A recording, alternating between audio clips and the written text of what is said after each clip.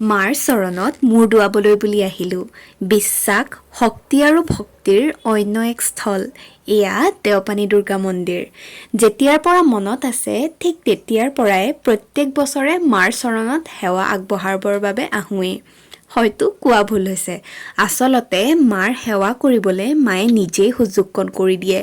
নহ'লে মাৰ ইচ্ছা নোহোৱাকৈ এই সংসাৰত কিবা হ'ব পাৰে জানো? কেতিয়াও নোৱাৰে। बादल भी तेरे पर्वत पे लगे शैया तेरी हे काल रात्रि है कल्याणी तेरा जोड़ धरा पर कोई नहीं मेरी माँ के बराबर कोई नहीं तेरी ममता से जो गहरा हो ऐसा तो सागर कोई नहीं मेरी माँ के बराबर कोई नहीं।